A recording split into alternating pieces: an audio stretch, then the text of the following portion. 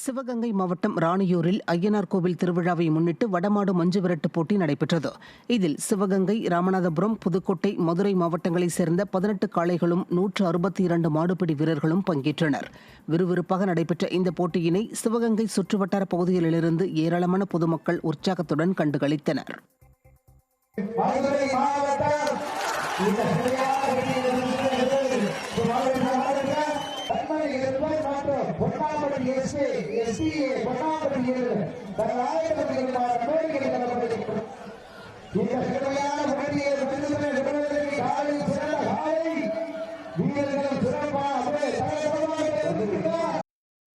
கடலூர் மாவட்டம் நெய்வேலியில் விவசாய பணிக்கு சென்ற பெண்களை குளவிகள் கொட்டியதில் 3 பேர் காயமடைந்தனர்.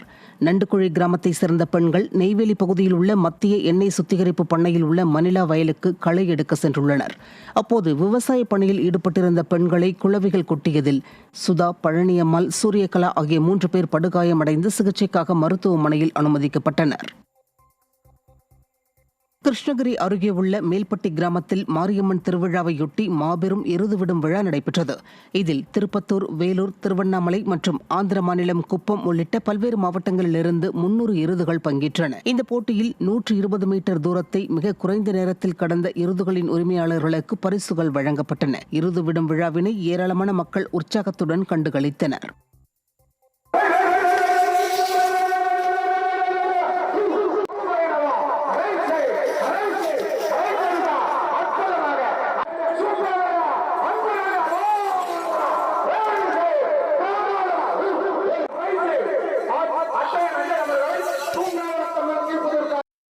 கடலூர் மாவட்டம் புவனகிரி அருகே 3 நாட்களாக குடிநீர் விநியோகம் செய்யப்படாததால் பொதுமக்கள் அவதிக்குள்ளாகியுள்ளனர்.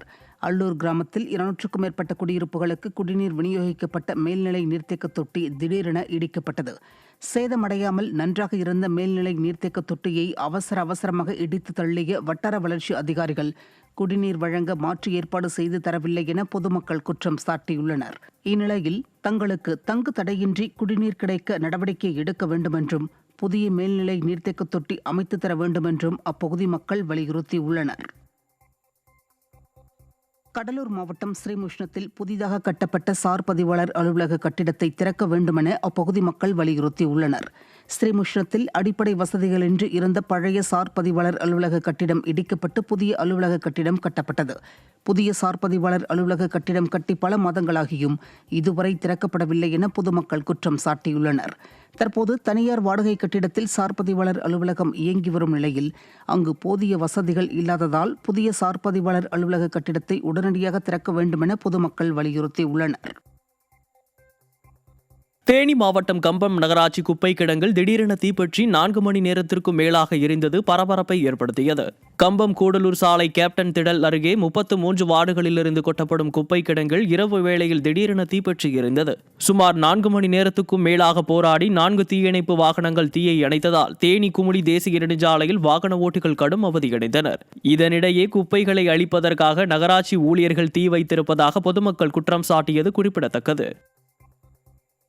திருப்பத்தூர் மாவட்டம் கலைஞர் நகர் பகுதியில் தெருநாயால் சாலையில் நிகழ்ந்த விபத்து குறித்த பதைப்பதைக்க வைக்கும் சிசிடிவி காட்சி வெளியாகி சாலையில் செல்லவே அச்சப்படும் நிலையை ஏற்படுத்தியுள்ளது. தம்பதியர் இருசக்கர வாகனத்தில் சென்றபோது எதிர்பாராத விதமாக நாய் குறுக்கே ஓடியதால் விபத்து ஏற்பட்டது. இதில் இருவரும் காயமடைந்தனர்.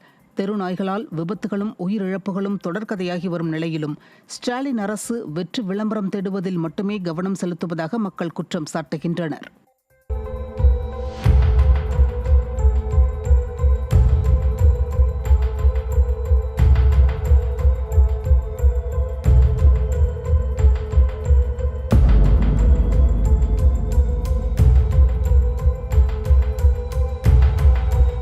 கள்ளக்குறிச்சி நகர பகுதியில் மாவட்ட புரட்சி தலைவி அம்மா பேரவை சார்பில் நடைபெற்ற நிகழ்ச்சியில் மாவட்ட கழக செயலாளர் ரா குமரகுரு பங்கேற்று பொதுமக்களிடம் துண்டு பிரசுரங்களை வழங்கினார்.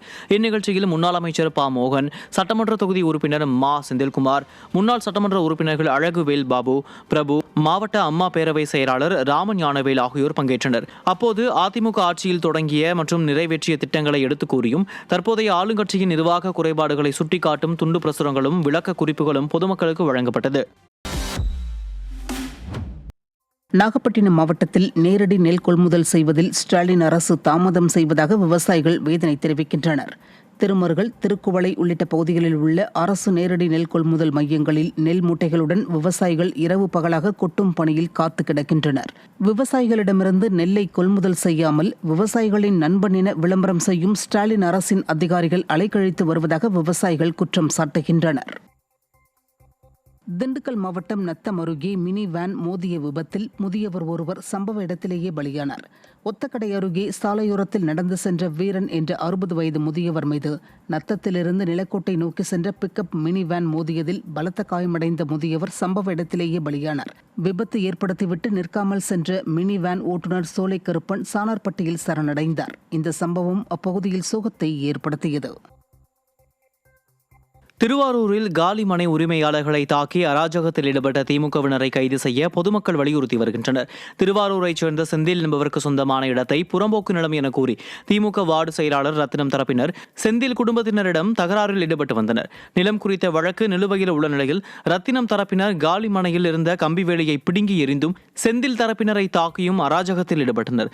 இதில் காயமடைந்த இருவரும் மருத்துவமனையில் சிகிச்சை பெறும் நிலையில் அராஜகத்தில் ஈடுபட்ட திமுகவினரை கைது செய்ய கோரிக்கை எழுந்துள்ளது. பாத்துக்கிறா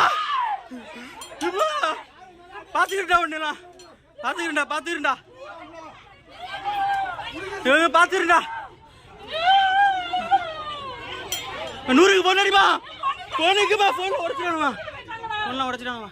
கிட்டத்தட்ட 60 ஆண்டுகளுக்கு மேலாக வசித்து வர்றாங்க. அந்த இடம் ஒரு பிரச்சனையாக இருப்பதால் அந்த இடத்துக்கு உரிமையாளராக ராதிகா சிந்தன் நீதிமன்றம் மூலம் வழக்கு தொடுத்திருக்கிறார்கள். அந்த வழக்கில் உள்ள எதிர்வாதிகள் அந்த வழக்கை சந்திப்பதற்கு பதிலாக அடியாளை வைத்துக்கொண்டு 10 பேருக்கு மேற்பட்ட கும்பலை வைத்துக்கொண்டு கம்பு, அருவா, கம்பி இந்த ஆயுதங்களை வைத்துக்கொண்டு இந்த ராதிகா சிந்தனை அடித்து உதைக்கிறார்கள். வேலையை பிரித்து எடுக்கிறார்கள். அதை எங்கள் ஊரை சேர்ந்த ஒரு ராஜேஷ்ங்கிற பையன் தடுக்க போனவனையும் இவன் நீ செத்து போனவனு சொல்லி அவன் மட்டும் அடித்து உடைக்கிறாங்க. தேனி மாவட்டம் நாகலாபுரம் அருகே கடந்த 1 மாதமாக குடிநீர் விநியோகம் செய்யப்படாததால் பொதுமக்கள் சாலை மறியலில் ஈடுபட்டனர். நாகலாபுரம் அருகே சங்ககோணம்பட்டி கிராமத்தில் 100க்கும் மேற்பட்ட குடும்பங்கள் உள்ள நிலையில் கடந்த 1 மாதமாக குடிநீர் விநியோகம் செய்யப்படவில்லை என கூறப்படுகிறது.